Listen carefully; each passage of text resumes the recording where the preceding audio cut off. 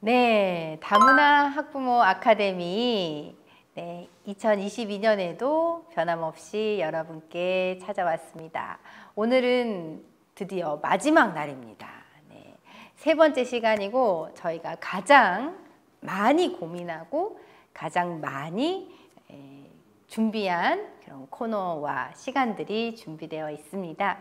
오늘은요, 다양한 가족들의 마음 돌봄을 위한 그런 시간으로 준비가 되어 있는데요. 사실 이 코로나19가 굉장히 이렇게 장기화가 되면서 많은 친구들이 집에 이렇게 혼자 있거나 아니면 그 학교 수업들이 온라인 수업으로 대체되면서 그 2년간 어떻게 내가 그 친구들하고 어울렸지? 뭐 이런 거를 모르는 친구들이 너무 많아졌어요. 그리고 지금 코로나가 끝나고 나서 학교에 돌아왔더니 갑자기 이제 친구들을 대면으로 만나면서 어떻게 다른 친구들하고 어울려야 할지 그런 걸 몰라서 우울해하는 그런 친구들도 너무 많아졌고요.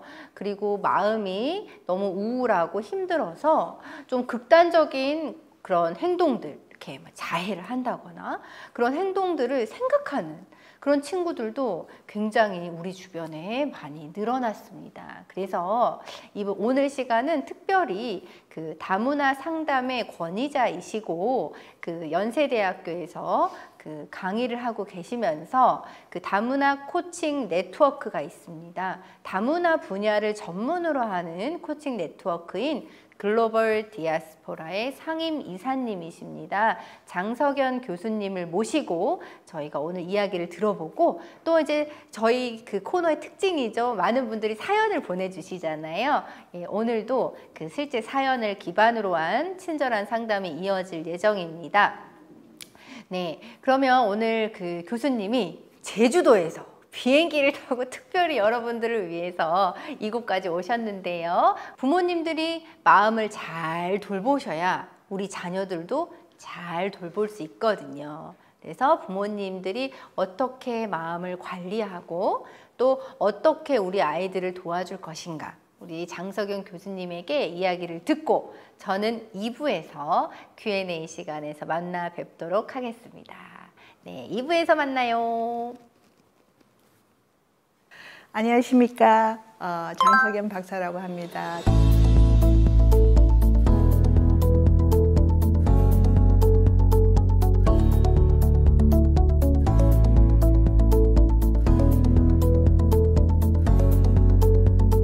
저는 오늘 우리 다문화 가정의 학부모님들을 모시고 낯선 나를 만나다라는 제목으로 그동안 코로나로 다들 힘든 시간을 보내셨는데 그런 힘든 기간을 끝나고 이제 새로운 시작을 해야 되는데 우리 어머님들 또 아버님들 자녀분들과 어떻게 자신의 심리적인 마음을 잘 돌볼 것인가라는 주제를 가지고 강의를 시작하려고 합니다.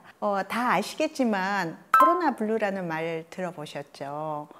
코로나가 너무 오랫동안 장기적으로 진행되면서 사회적 거리두기로 이렇게 사람들과 관계 맺고 또 여러 가지 그 활동을 하는데 제약이 많았기 때문에 많은 분들이 우울하거나 무기력하거나 이런 것들을 느끼면서 WHO라는 세계건강보건기구에서 이거는 정말 유래를 찾아볼 수 없는 그런 심각한 정신적인 위기다 이렇게 얘기를 하고 실제로 이게 이제 코로나 때문에 감염 스트레스가 있잖아요.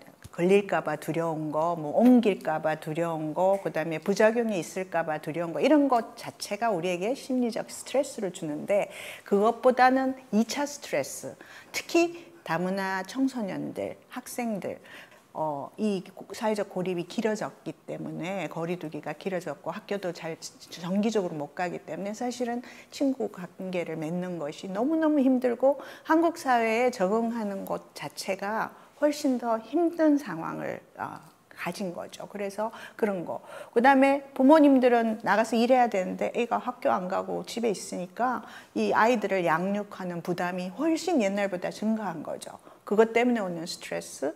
그 다음에 가족끼리 지나는 시간이 훨씬 더 많아지기 때문에 관계가 건강한 관계면 괜찮은데 뭔가 갈등이 있는 부부나 아니면 형제간이나 아니면 뭐 시부모나 이런 갈등이 있는 경우는 훨씬 더 갈등이 증폭되는 그런 여러 가지 어려움 때문에 심리적 위기, 심리적으로 힘든 그런 것을 우리가 총체적으로 코로나 블루다 이렇게 얘기합니다. 그래서 이런 코로나 블루로 인해서 스트레스가 과부하됐을 때 우리에게 몸과 마음의 질병이 온다고 해요. 그래서 몸의 질병은 소위 말하는 심리적인 질환들, 뭐 우울증이나 불안장애라든가 뭐 이런 여러 가지 있다가 제가 조금 더 자세하게 설명할 텐데 그런 거.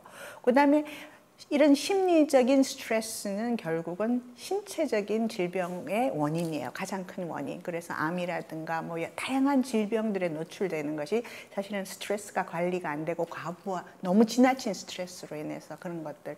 그래서 이거를 신체 마모 현상, 알라스틱 로드라고 이렇게 전문 용어로 써요. 그런데 어쨌든 간에 이런 현상은 우리에게 암이라든가 심장병이라든가 뇌출혈이라든가 비만이라든가 이런 합병증을 유발하는 그런 것이 있어요. 그래서 우리가 정말 이 코로나로 생긴 장기 코로나로 생긴 스트레스를 잘 관리하는 것이 근데 뭐가 문제냐면 우리가 위기 상황에 있을 때는 이 위기를 극복해야 된다는 그 생존 본능이 있기 때문에 그래도 그래도 버텨요. 근데 위기가 끝났을 때 장기간 그 위기 때문에 힘든 스트레스가 그때부터 누적돼서 여러 가지 몸에 혹은 마음의 질병들을 유발하기 시작하거든요. 그래서 저는 지금부터 사실은 내 마음과 몸을 잘 관리하는 게 정말 중요하다. 개인적으로 그렇게 생각을 해요. 실제로 다문화 가정이 그 코로나 장기화로 인해서 느끼는 어려움들은 일단 아까 얘기했듯이 사회관계를 맺는 것이 어렵고 그 다음에 자녀 양육 스트레스가 증가하고 그 다음에 아이들이 안 그래도 공부 따라가기 힘든데 학업 역량이 공부를 잘 하기가 힘들죠. 왜냐하면 그만큼 학교에서 이렇게 서포트 받는 게 없기 때문에 그래서 그것이 너무 아이들이 이제 완전 갭이 그러니까 한국 애들은 학원 부모가 학교 안 해도 학원을 보내고 뭐 이렇게 하는데 다문화 가정 아이들은 학원을 가기는 하지만 이게 이제 가이드가 제대로 안 되기 때문에 학업 격차가 점점 더 벌어질 수밖에 없고 그다음에 친구 사귀기도 힘들어져서 고립되고 소외되는 게 점점 더 심해지고 그다음에 이제 경제적 어려움이죠. 경제적 어려움이 있으면 가족 간에 갈등이 생기잖아요. 부부 간에도 갈등이 생기고 자녀 간에도 갈등이 생기고 돈이 좀 있으면 그래도 어떻게 좀 그걸 이렇게 위로가 되는데 그래서 이런 것들이 사실은 굉장히 다문화 가족에게는 이 장기간의 코로나 기간이 훨씬 더 견디기가 뭐 모든 사람이 그렇지만 더 힘들지 않았을까. 왜냐하면 기본적으로 나를 지지해 줄 수 있는 영역이 많지 않으니까. 그래서 그런 것들을 우리가 저희만 그러는 게 아니라 실제로 통계적으로 보면은 불행하게 느끼는 분들이 50% 이상이 있고요. 그 다음에 그 중에서 경제적인 것 때문에 제일 스트레스가 많고 그 다음에 뭐 여가 활동 어디 못 가니까 그런 거 가족하고 갈등 건강 뭐 이런 여러 가지 어려움이 있습니다. 청소년들이 코로나 때문에 우울감을 많이 느껴요. 그래서 저희가 그 다문화 상담을 하면 우울감 때문에 상담을 아이들이 신청해서 오는 경우도 굉장히 많거든요. 그래서 심한 우울이 있는 친구들도 있고요. 가벼운 우울도 있지만 전체적으로는 청소년 중에서 한 3분의 1 정도가 코로나 블루 우울감을 느끼고 있는 걸로 나와 있어요. 그래서 이제 일상으로 돌아갈 때 우리가 얼마나 그동안 힘들었는지에 대해서 서로 나누고 자기를 돌보는 거 이런 것들이 정말 중요한 시기다 이렇게 봅니다. 스트레스가 사실은 장기화되면 굉장히 여러 가지 안 좋은 일들이 생긴다고 제가 얘기했는데 우리가 그 스트레스 관리를 어떻게 할까? 우리가 스트레스가 되면 심리적으로 굉장히 부정적으로 되고 그 다음에 우리가 번아웃이라 그러는데 평소에 잘 하던 것들도 갑자기 너무너무 힘들어지고 하기가 싫어지고 그 다음에 무기력해지고 이런 번아웃 신드롬도 생기고요. 그 다음에 미칠 것 같아. 나는 정말 더 이상 못 견딜 것 같아. 이런 마음도 있고요. 그래서 여러 가지 심리적인 어려움이 생깁니다. 스트레스를 연구하는 학자들이 보면은 우리가 가장 스트레스를 많이 느끼는 상황이 어떤 상황인가를 4가지로 꼽아요. 그 중에 첫 번째는 옛날에 경험해 보지 못했던 새로운 거를 경험하는 게 엄청난 스트레스예요. 저 같은 경우도 핸드폰 새로 바꾸는 게 너무 두려워요. 왜냐하면 핸드폰 새로 사면 그거 다 다시 세팅을 해야 되잖아요. 그게 저한테는 엄청난, 저가 이제 나이가 있다 보니까 그거를 다시 하는 게 굉장히 두렵거든요. 근데 하물며 아이들이 자기가 살던 땅에서 새로운 나라에 와서 새로운 언어를 배우고 새로운 학교 시스템에 적응하고 이런 거가 엄청난 스트레스인 거죠. 근데 부모님들은 본인들의 스트레스가 너무 커서 그런지 아이들이 학교에서 얼마나 그게 적응하는 게 힘들다는 거를 잘 공감을 못 해주시는 것 같아요. 그래서 이전에 경험하지 못했던 새로운 것을 경험하는 것 자체가, 코로나도 그렇잖아요. 우리가 그전에 그런 것들을 경험하지 못하다가 경험하는 것이 막연한 것에 대한 두려움도 있고 여러 가지 감정을 불러일으키면서 가장 스트레스 요인의 첫 번째. 두 번째는 예측할 수 없는 일. 세상은 내가 뭔가 통제할 수 있고 뭔가 내가 이렇게 하면 될 거야 라고 계획이 있으면 아무리 힘들어도 우리가 견딜 수 있는데 왜 이런 일이 생겼지? 언제 이런 일이 생겼지? 이것들을 내가 가늠할 수 없을 때, 내가 판단할 수 없을 때는 예기 불안이라 그러죠. 굉장히 불안해져요. 그러면서 이게 굉장히 스트레스를 줘요. 그래서 우리가 미래에 대한 어떤 계획이라든가 그런 예측 가능한 상황, 그런 것들이 있을 때는 괜찮은데 이제 코로나가 힘들었던 게 언제 끝날지 모르고 이게 또 다시 유행하면 어떻게 되지? 이런 것들이잖아요. 처음 해보는 거라서. 그래서 예측 불가한 것이 두 번째 스트레스 원인이고, 세 번째는 안전이나 능력에 대한 의심. 내가 과연 이 상황을 견뎌낼 수 있을까? 내 자신을 지킬 수 있을까? 그것에 대한 자신감이 없을 때 굉장히 스트레스를 받는다 그래요. 그 아이들이 학교에 가서, 다문화 아이들이 학교에 가서 내가 이렇게 차별도 받고 공부는 너무 어렵고 친구 사귀기는 너무 힘든데 내가 과연 여기서 제대로 살아남을 수 있을까? 그거에 대한 고민이 생겼을 때 스트레스를 엄청 받는 거죠. 그 다음에 이제 네 번째는 삶의 통제감. 이게 정말 아이들이 삶의 통제감이 있으면 동기가 생겨요. 뭔가 내가 열심히 하면 내 삶이 이렇게 될 거야 라는, 내 삶을 내가 통제할 수 있다는 그런 마음이 있으면은 힘들어도 버틸 수 있는데, 만약에 내가 열심히 노력해도 뭔가 안 될 것 같아. 아무리 노력해도 저 친구, 선생님들은 나를 별로 관심 없어 하고, 부모님은 너무 바쁘고, 친구들은 나를 다르다고 놀리고 손가락질하고, 근데 공부는 따라가기 너무 힘들고 내 삶이 내가 통제할 수 없을 것 같아. 그렇게 되면 우리가 스트레스를 받는 거죠. 그리고 스트레스를 받으면 뭐가 문제냐면 정서적 조절이 안 돼요. 우울해지고 불안해지고 무기력해지기 때문에 뭘 하고 싶어도 할 수가 없어요. 그래서 그것들을 부모님들이 좀 잘 이해하셨으면 좋겠어요. 그래서 스트레스의 증상은 신체적 증상이 있죠. 주로 머리 아픈 거. 별로 감기도 안 걸렸는데 막 머리 아파. 그래서 타이레놀 뭐 이런 거 달고 사시는 분들이 있어요. 심리적인 스트레스가 많아서 그래요. 그다음에 허리 아픈 거. 왜 허리 아픈지 아세요? 긴장하니까. 불안하고 또 스트레스 받으니까 긴장하면 허리가 무리가 가요. 그래서 허리에 통증이 있고, 그다음에 늘 피곤하고, 별로 이렇게 바쁘지도 않은 것 같은데 늘 피곤하고, 그다음에 여러 가지 통증들, 사람마다 다른데 어떤 사람은 배가 맨날 아프다든가 어떤 사람은 귀가 아픈 사람이 있고, 진짜 스트레스 심하게 받으면 눈이 빠질 것 같이 아프다고 그래요. 그래서 이런 여러 가지 통증들이 내가 그 통증을 견딜 수 있는 그 능력이, 역치가 이렇게 낮아지는 거예요.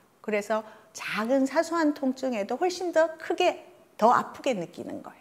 스트레스가 많으면. 그런 것들이 신체적인 증상이고, 그 다음에 정신적으로는 스트레스가 받으면 집중이 잘 안 되잖아요. 그러니까 안 하던 실수 자꾸 하고, 그 다음에 중요한 결정을 내려야 되는데 결정을 못 내려요. 계속 이건가 저건가 이렇게 왔다 갔다만 하지 뭔가 결정 내리는 것이 굉장히 힘들어집니다. 그래서 이 장기간 스트레스를 받으면은, 그러니까 일시적인 거는 그런 극복할 수 있어요. 우리가 다 이렇게 회복 탄력성이라고 하는 건데, 힘든 거를 극복할 수 있는 힘이 있는데, 이게 장기간 스트레스를 받으면 내 의지로 되지 않는 정신과적인 문제가 생겨요. 그건 왜냐하면은 우리의 뇌의 그 호르몬이 변화하면서 뇌의 구조가 바뀌어 버려요. 장기간 스트레스에 노출되면. 그거는 내가 극복하고 싶어도, 우리가 이제 우울이나 불안이 심한 아이들 보면은 부모님들이 약해 빠져가지고 너는 왜 그거를 못 이겨내냐 이런 식으로 구박하는데, 그거는 이미 뇌의 구조가 바뀌어버리면 본인이 아무리 노력한다고 해서 되지 않아요. 그럴 때는 치료가 필요해요. 상담도 받고 정신과 약물도 먹고 이런 도움이 필요하거든요. 그래서 이제 주로 이런 장기간 스트레스 받는 아이들이 정신과적인 문제가 주로 우울장애가 많아요. 그래서 청소년 아이들은 파괴적 기분 조절 장애라고 우리가 이제 진단명이 그런데, 그건 뭐냐 하면은 사소한 일에 신경질적이야. 그래서 짜증 많이 내고 화 많이 내고, 왜 사춘기 아이들 막 벽 이렇게 주먹으로 막 치고 이러잖아요. 남자 아이들은. 여자 아이들은 막 이렇게 엄마한테 이렇게 심하게 달라들고, 이런 것들이 파괴적 기분 조절 장애. 그래서 요거는 주로 청소년들한테 많이 있는 거고요. 그 다음에 주요 우울 장애는 6개월 이상 계속 아무런 무기력하고 아무 의욕이 없고, 평소에 즐거운 일들이 즐겁지 않고, 늘 기분이 부정적인 생각이 들고, 그 다음에 뭐 잠을 너무 많이 자거나 혹은 너무 못 자거나, 사람마다 조금 달라요, 증상이. 혹은 밥을 너무 많이 먹거나 아예 밥을 못 먹거나, 이런 경우들이 있어요. 그거는 주요 우울장, 6개월 이상 지속될 때 우울해서. 그 다음에 지속성 우울장애는 기분이 그냥 가라앉아 있어서 주요 우울장애처럼 못 움직일 정도는 아닌데 의욕이 없는 거, 상태가 계속 지속되는 거. 근데 사실은 참 재밌는 게, 주요 우울장애는 약을 먹고 상담을 받으면 많이 좋아지는데, 오히려 지속성 우울장애는 훨씬 더 오래 가요. 왜냐하면 본인이 내가 이게 문제가 있다고 생각하지 않고 잘 치료도 안 받고, 그래서 이게 더 오래 가는데 그게 더 힘들게 해요. 남들이 봤을 때는 멀쩡한 것 같고 기능을 해야 될 것 같은데 나는 너무 힘든 거야. 근데 남들은 그거 내가 왜 힘든지를 이해를 못해. 그러니까 이게 내적 갈등이 생기잖아요. 내가 문제인가? 내가 왜 이러지? 이게 이제 힘들게 해서 생각보다 지속성 우울장애가 훨씬 더 스트레스를 많이 받아요.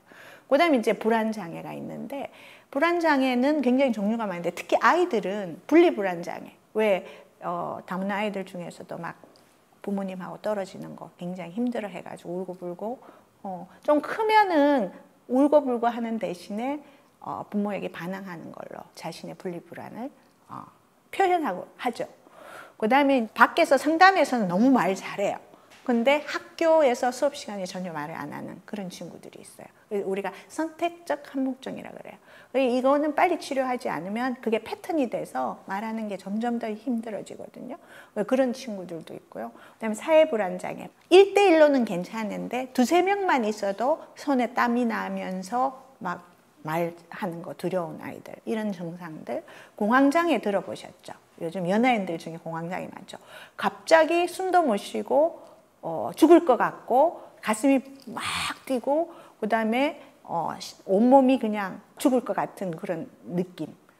자다가도 공황장애 일어나는 친구들이 있어요. 그래서 이거 학생들 중에서도 공황장애 가지고 있는 친구들이 많아서 상담에 오는데, 주로 지하철을 못 탄다든가 혹은 사람 많은 곳에 못 간다든가. 그래서 이런 것들, 범불안장애, 이거는 항상 불안한 거예요. 늘 걱정이 많고 무슨 일을 해도 안 좋은 것부터 미리미리 걱정하는 그런 친구들. 요거 이제 범불안장애는 굉장히 불안이 6개월 이상 계속 반복적으로 있는 친구들. 그래서 이런 정신과적인 질환들이 생겨요. 스트레스가 장기적으로 노출되면.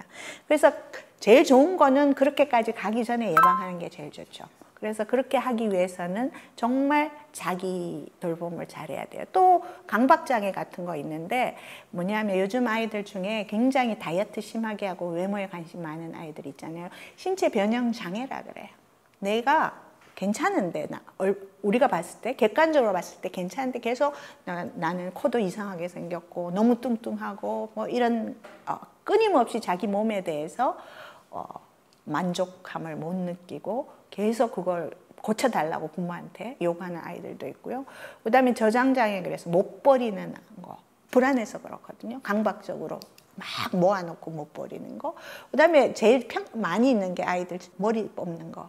제 내담자 중에 한 명은, 제 상담하는 친구는 여기가 이렇게 이만큼 빵꾸 났어요. 하도 뽑아가지고 스트레스 받으면 머리를 뽑는 거예요. 그래서 그런 아이. 아니면 피부를 물어 뜯어가지고 완전히 여기가 다 이렇게 빨갛게, 처치를 받지 않으면은 너무 쓰려가지고 못할 정도로 피부를 물어 뜯는 친구들.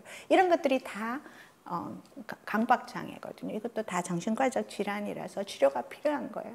그 다음에 이제 외상 스트레스 장애. 그러니까 뭐 살면서 뭔가 이렇게 외상이라고 느낄 수 있는 사건들.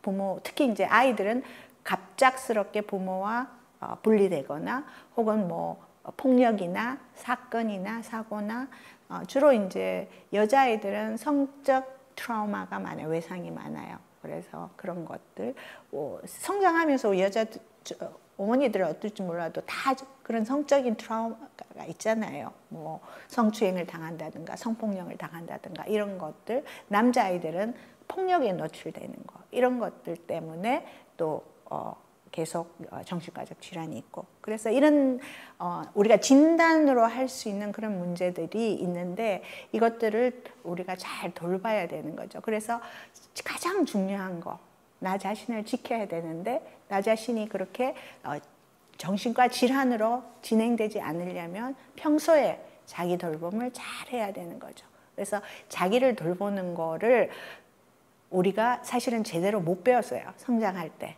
왜냐하면 늘 살아남는 거에 바빠가지고 나를 돌보는 거가 굉장히 사치스러운 일이다 생각하고 뭐를 어떻게 해야 나를 잘 돌볼 수 있는지를 제대로 우리가 못 배웠는데, 사실은 나를 돌보는 거는 그 무엇보다도 정말 중요해요. 그걸 잘해야 내가 사회적으로도 성취할 수 있고 또 주변 내 가족들에게도 좋은 롤 모델링.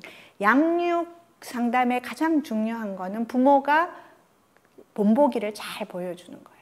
부모가 자기를 잘 돌보고 건강하면 자녀도 그거를 말 안 해도 배워요. 근데 부모가 맨날 지쳐갖고 막 스트레스 받아가지고 막 불만에 가득 차 있고 분노에 가득 차 있거나 아니면 불안하거나 이러면 자녀도 그거 배워요. 아, 사는 게 이게 재미가 없구나. 그 의욕이 안 생기죠. 그래서 셀프 케어, 자기를 돌보는 거를 아이들에게 본보기를 잘 보여주는 것이 정말 중요한 거예요. 그래서 이제 나를 돌본다는 것이 여러 가지 영역들이 있지만 첫 번째로 제가 예를 들면 시간을 잘 관리하는 거. 엄마들한테 자기 돌봄을 하라 그러면 시간이 없대. 난 너무 시간이 없어서 도저히 시간이 안 된다고 그러는데 실제로 시간표를 짜서 한번 들다 보면 나를 위해서 쓸 수 있는 시간을 분명히 찾을 수가 있는데 그냥 중간중간에 뭐 누워서 비디오 보거나 뭐 연속극 보거나 수다 떨거나 이러면서 시간을 보내지 정말 긍정적으로 나를 위해서 시간을 보내는 거를 못해요. 그래서 저는 내담자가 오면 시간표 일단 어떻게 하루를 지내는지 적어오라 그러거든요. 그 다음에 다시 이거를 내가 나를 잘 돌보는 식으로 시간표를 다시 짜려면은 어떻게 짰으면 좋겠는지 한번 짜보라 그래요.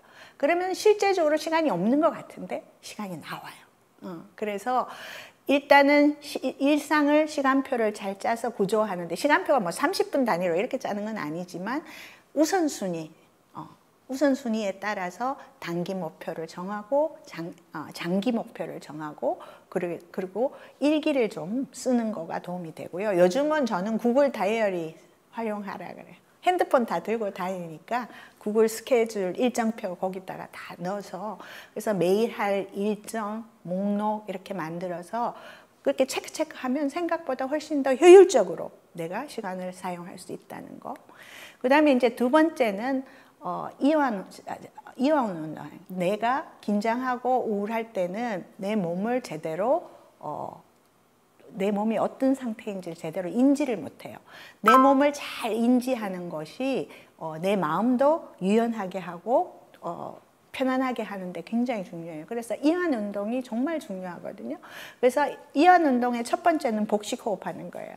우리 다 배웠죠, 복식 호흡하는 거. 근데 실제로 하루 종일 복식 호흡하는 경우가 거의 없잖아요. 그렇기 때문에 저는 제가 가르치는 복식 호흡은 3, 4, 6이에요. 3, 4, 6 복식 호흡 혹시 들어보셨어요? 뭐냐면 3은 들숨. 숨을 하나, 둘, 셋. 4는 멈춤. 하나, 둘, 셋, 넷. 멈추고 그 다음에 6은 내쉬기. 하나, 둘, 셋, 넷, 다섯, 여섯. 그래서 3, 4, 6이라 그래요. 왜 그렇게 하냐 하면은 그렇게 숨을 멈추고 충분히 내셔야 몸이 이완이 돼요. 그거는 제 말이 아니고 여러 오랫동안 전문가들이 얘기하는 거거든요. 그래서 호흡만 잘해도 이거를 잠이 안 오거나 혹은 걱정이 있거나 뭔가 내가 몸이 되게 이렇게 찌뿌둥할 때 한 5번, 5번에서 10번.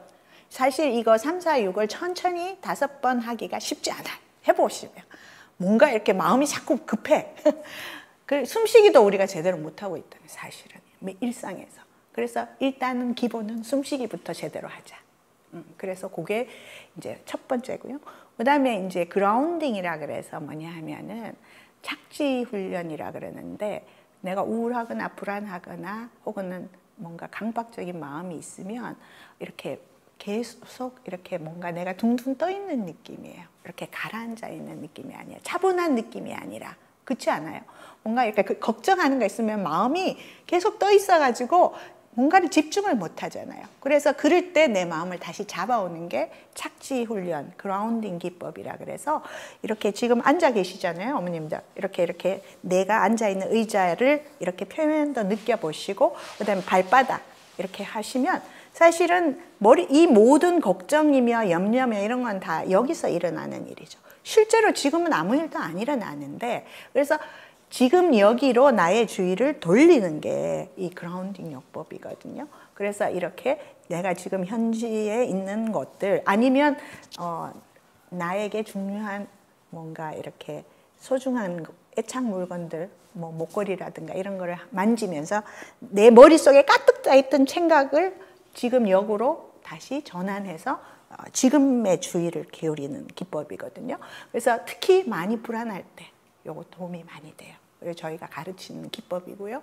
그 다음에 안전고요지대 연습은 뭐냐 하면 가이드드 이미지라 그래서 우리의 뇌는 굉장히 무한한 자유가 있어요. 그래서 내가 살면서 가장 편안했던 어떤 기억들, 장소, 기억 속의 어떤 편안한 장소, 그래서 안전고요지대를 상상해. 머릿속에 눈을 가만히 감고 호흡하고 내가 어렸을 때 시골에서 할머니 할아버지랑 뭐 이렇게 즐거웠던 추억들 상상하면서 내 마음을 안전하게 쉬어주는 거, 멍 때리게 하는 거죠. 근데 머릿속으로는 그런 행복한 기억 혹은 안전한 장소. 뭐 어떤 사람은 나는 바닷가에서 누워가지고 햇볕 파도 소리 들으면서 이 안전지대를 상상할 때는 오감을 사용해서 상상하라 그래요. 그래서 어떤 머릿속으로 무엇이 보이는지 아주 자세하게 상상해보고 어떤 냄새가 되는, 바다에 누워있으면 그 바다 냄새, 비린내 나잖아요. 바다 냄새 상상하고, 그 다음에 이 테이스트도 있어요. 약간 그 비릿한 맛도 있고, 그 다음에 그 뭐죠? 소리, 파도 소리. 그러니까 오감. 그래서 소리와 맛과 촉감, 그 햇볕이 이 피부에 닿는 그 촉감, 뭐 이런 것들을 머릿속으로 상상하는 것이 우리의 긴장을 낮추는 데 굉장히 도움이 된다 그래요. 뭐 다 아시겠지만 명상, 뭐 마음 챙김 이런 거는 요즘 앱이 너무너무 잘 나와 있죠. 그래서 유튜브만 해서 쳐보면 이런 거 많이 있어요. 그래서 그냥 따라 하시면 돼요. 그래서 내가 심리적으로 굉장히 스트레스 많이 받을 때는 그런 거 따라 놓고 이렇게 따라 하시면 굉장히 호흡도 되고 마음도 좀 풀어지고, 그래서 뭐든지 이 중에 뭐든지 간에 선택해서 하루에 자기 전에 한 5분만 투자하시면 돼요. 우리가 뭐 5분 못 내요. 그래서 그거를 안전기지를 확보하고 이완하는 거를 한 가지씩만 해도 훨씬 더 내 몸이 편안해지고 통증도 줄어들고 심리적으로도 몸이 이완돼야 마음도 이완이 되거든요. 몸과 마음은 다 연결되어 있잖아요. 그래서 이완 운동이 참 나를 돌보는데 중요하고, 그 다음에 이제 제가 중요하게 생각하는 것은 생각을 바꾸는 거예요. 제가 아까도 잠깐 얘기했지만 이 모든 것은 내 머릿속에서 일어나는 거거든요. 우리가 선글라스를 딱 끼고 있으면 세상이 어떻게 보여요? 깜깜하게 보이잖아요. 우리의 생각이라는 거는 그런 렌즈거든요. 안경 같은 거예요. 그래서 우리가 부정적으로 보기 시작하면 모든 것이 부정적이에요. 근데 우리가 그거를 좀 더 현실적으로, 좀 더 긍정적으로 보려고 노력하면 훨씬 더 마음이 가벼워지거든요. 그래서 그러려면 내가 평소에 나한테 무엇이라고 얘기하고 있는지를 좀 잘 주의 깊게 봐야 돼요.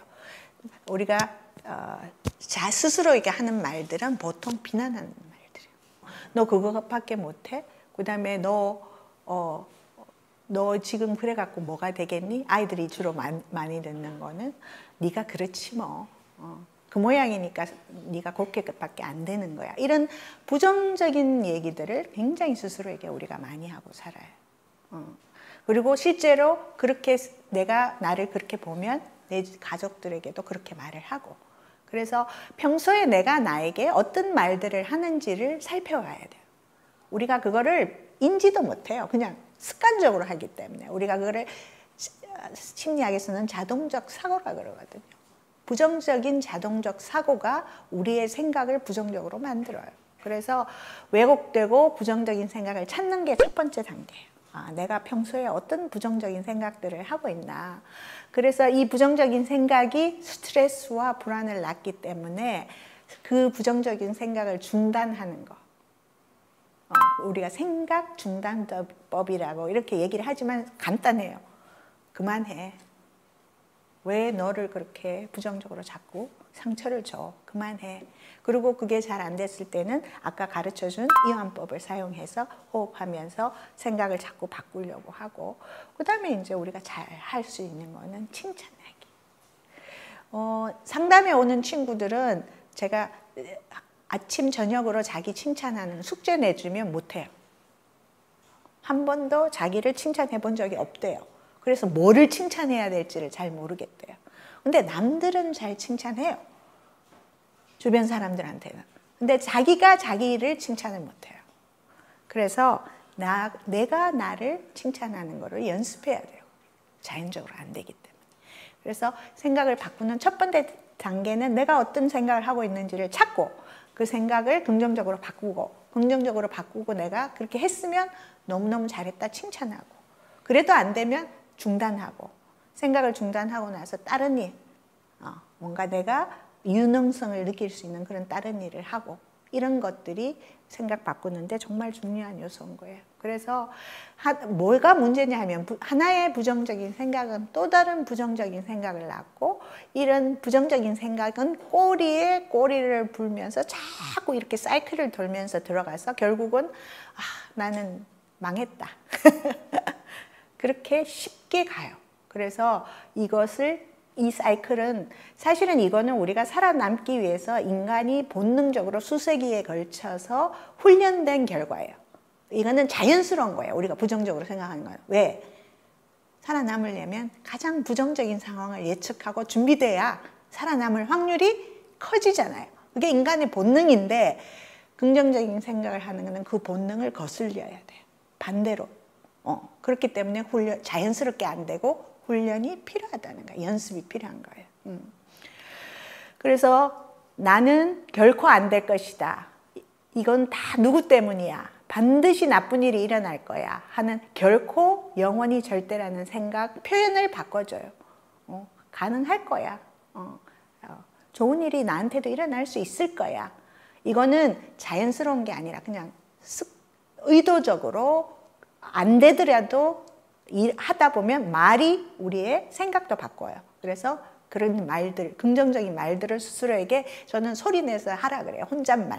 혼잣말을 소리내서 하고, 그 다음에 원하지 않는 생각이나 걱정이 생기면 그만이라고 외치고 다른 곳으로 주의를 돌리는데, 이때 병리적으로 조금 힘든 아이들은 이게 잘 안 돼요. 자기가 하고 싶어도 잘 안 되거든요. 그래서 그럴 때는 우리가 고무줄을 이렇게 차고 있다가 고무줄을 탁 당겨요. 그러면 아프잖아요. 그러면 주의가 전환이 돼요. 그런 거. 아니면 얼음을 손에 쥐고 있으면 그 얼음을 손에 쥐고 얼마나 아파요. 그렇죠? 한번 해보셨어요? 그 통증이 내 머릿속에 있는 그 부정적인 생각의 고리를 끊어줘요. 아니면 손톱으로 이렇게 굉장히 강하게 내 몸을 이렇게 눌러주거나, 이런 식의 신체적인 가벼운 통증을 유발함으로써 내 생각을 전환할 수 있게 도와주는 것도 저희가 실제로 쓰고 있는 기법이에요, 상담에서. 그래서 생각을 바꾸는 거가 참 중요하다. 그 다음에 이제 내가 나를 잘 돌보려면 스스로에게 굉장히 연민을 가져야 된다. 나를 국률하게 생각해야 된다. 나를 안쓰럽게 생각해야 된다. 그래야 나를 공감할 수 있어요.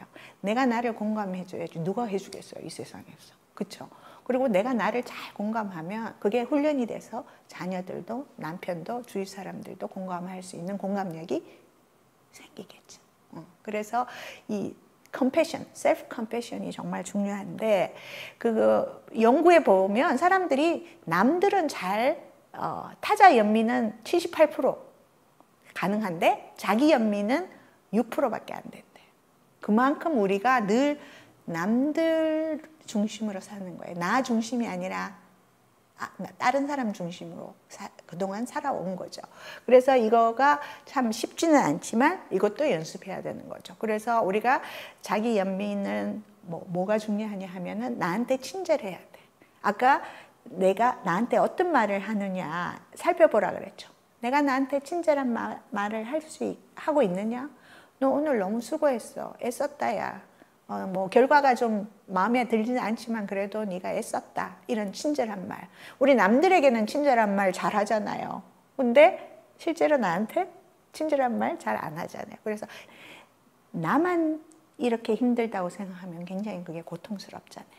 근데 인간으로 태어나서 사는 것 자체가 사실은 고통이에요. 아무도 고통에서 벗어날 수 없어요. 그래서 그거를 자꾸 나만 불행해라고 생각하면 더 고통스러운데 원래 사는 게 그렇지 이렇게 생각하면 그래도 조금 나를 이런 힘든 삶을 살고 있는 거 그 자체가 대단한 거야. 살아내고 있는 자체가 죽지 않고 자살하고 싶을 수도 있는데 그래도 내가 버티고 있는 것 자체만으로도 너무 칭찬받아 마땅해. 내가 뭐 대단한 거 안 해도 내가 이렇게 오늘 그래도 또 일어나서 할 일을 하고 세수하고 밥 먹고 직장 나가고 그것만으로도 내 존재의 가치만으로도 너무 이 고통스러운 세상을 견디고 있는 나가 너무 안쓰럽고 가엾고 애쓰고 있고 그렇죠? 그게 이제 연민인 거죠. 자기 연민. 그 다음에 마음 챙김. 지금 내가 여기 교육을 듣고 있으면 그 교육받는 거에 충실하죠. 지금 아무 일도 안 일어나잖아요. 그렇죠?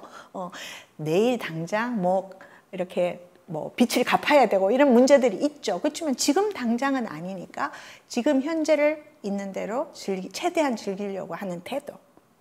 내일 일은 내일 걱정하는 거. 지금 현재에 있는 그대로에 집중하는 거. 그래서 이 세 가지가 자기 연민의 굉장히 중요한 요소들이에요. 그 자기 연민과 우리가 조금 다르게 보는 거가 자기를 친절하게 하는 것은 자기를 판단하는 것과는 달라요. 왜? 우리가 이런 말이 있어요. 아픈 거는 나누면 낫다. 그렇죠? 나만 아프다고 생각하는 게 아니라 다 자기 몫에 아픔이 있다고 생각하면 훨씬 더 가벼워지는 거죠. 그 다음에 마음 챙김. 지금 여기에 집중하는 것이 중요한데 과잉 동일시. 내 머릿속에 일어나는 것들이 마치 실제로 일어나는 것처럼 느끼고 생각하는 거가 과잉 동일시예요. 머릿속으로는 뭔가 우리 아들이 저렇게 하다가는 정말 길에서 빌어먹겠다. 우리 이런 말 많이 하잖아요. 근데 실제로 그렇지 않는데 그 생각과 내 감정을 동일시해서 불안해지고 분노가 일어나고 이렇게 되는 거거든요. 그래서 과잉 동일시하지 말고 마음 챙김하는 게 중요한 거죠. 이게 자기 연민이라는 거가 그냥 말로만 하는 것이 아니라 생리학적으로 우리 몸에서 일어나는 현상들을 과학적인 증거를 가지고 얘기하는 거예요. 우리가 늘 그 부정적인 생각을 하고 비판적으로 생각하면은 우리 몸에 있는 위협 방어 체계가 활성화돼요. 그렇게 되면 어떤 호르몬이 분비되냐면 코티졸이라든가 아드레날린이라든가 이런 공격성을 가진 호르몬이 분비가 되거든요. 그래서 화를 내는 사람은 점점 더 화를 내게 될 수밖에 없어요. 왜냐하면 그 호르몬이 많이 몸에 분비되어 있기 때문에 늘 그런 상태가 되는 거죠. 그래서 이런 위협 방어 체계가 되면은 늘 싸움의 모드가 되는 거지. 뭔가 전쟁으로 나가야 될 것 같고. 그러니까 애들만 봐도 조금만 마음에 걸리는 게 있어도 막 화가 확 오고 뭐 이렇게 되는 거죠. 근데 돌봄 체계가 활성화되면 우리 몸에서 옥시토신이나 엔돌핀 같은 좋은 호르몬이 나와요. 그래서 옥시토신은 엄마가 젖줄 때 나오는 호르몬이에요. 그래서 우리가 아기 젖 물리고 있으면 어때요? 너무너무 편안하고 행복한 마음이잖아요. 특별히 뭐 하는 거 없는데 몸에서 그런 좋은 호르몬이 나오니까 내 몸 자체가 그렇게 변하는 거예요. 자꾸. 그래서 이거를 연습하는 거가 중요하다. 우리 한번 해볼게요. 이렇게 해서 부드러운 목소리로 이렇게 쓰다듬으면서 너 애쓰고 있어. 너 오늘 바쁜데도 이렇게 와서 땀 뻘뻘 흘리면서 와서 그래도 교육에 잘 참여하고 있어. 이런 식으로 부드러운 말을 내서 소리 내서 그렇게 스스로에게 얘기하면 훨씬 더 안정과 안정감이 형성이 되고요. 그렇게 되면 위협 방어 체제에서 나오는 그런 나쁜 호르몬을 상쇄하는 힘이 생겨요. 그래서 이런 것들을 자기 돌봄에 잘 활용하시면 좋을 것 같아요. 그래서 손길과 부드러운 목소리, 이 두 가지. 근데 내가 그렇게 나한테 그렇게 하면 아이들한테도 좀 화가 나도 그렇게 하지 않겠어요? 조금 더 남편이나 아이들에게도. 그래서 이제 스트레스를 반응은 우리가 잘 알지만 싸우고 싶은 거 아니면 도망가고 싶은 거 아니면 얼어붙어 가지고 꼼짝도 못할 것 같은 그런 마음이 스트레스 반응이거든요. 그거는 우리 그 스트레스를 받으면 우리 몸의 이 앞부분 전두엽이 활성화되는 게 아니라 뒤에 있는 편두체가 활성이 돼요. 그래서 여기는 우리가 파충류뇌라고 하는 거거든요. 도마뱀 같은 거 이렇게 보면 놀래면 걔네들이 죽은 척하거나 아니면 풀쩍 뛰고 도망가거나 아니면은 덤벼들거나 이 세 가지밖에 할 줄 몰라요. 근데 인간은 이 전두엽이라는 이성적인 뇌가 있어요. 그래서 우리가 자기 친절을 하고 이렇게 다른 사람들을 긍휼히 여기고 마음 챙김하고 이러면은 이 편두엽에 있던 정보가 전두엽으로 오면서 훨씬 더 나를 이성적으로 바라볼 수 있는 힘이 생겨요. 그게 인간의 특권이죠. 우리는 파충류가 아니잖아요. 그렇죠? 맨날 싸우거나 도망가거나 얼어붙거나 이건 파충류가 하는 거예요. 그 다음에 또 다른 거는 남들을 도와주는 친절한 행동을 하는 거 혹은 매일 조금씩 침묵하면서 묵상하는 시간 갖는 거. 그 다음에 우리가 상담에서 많이 쓰는 거는 감사일기 한번 써보라. 우리가 안 좋은 일은 늘 생각하거든요. 가만히 있어도. 근데 좋은 일, 하루 중에 좋은 일도 많은데 좋은 일은 잊어버리고 남 좋은 일만 생각하니까 좋은 일 일기 한번 써봐라. 오늘 내가 감사할 일이 뭐가 있는지. 그 다음에 긍정적으로 생각하고 내가 종교가 있다면 그 종교에서 배운 거를 머릿속으로만 생각하지 말고 실천하려고 작은 거라도 한 가지씩 실천하려고 노력하는 거. 이게 건강한 영성, 그것이 우리의 스트레스를 낮추는데 도움이 되고요. 그 다음에 당연히 건강하게 식사가 별거 아닌 것 같아도 매일매일 우리가 삼시세끼 먹는 게 식사인데 안 좋은 음식을 먹게 되면 그 자체가 스트레스를 유발하거든요. 그렇기 때문에 건강한 음식을 천천히 자주 먹는 거, 폭식하지 말고 운동하는 거. 너무너무 이게 안 되는 건데 너무너무 중요한 거.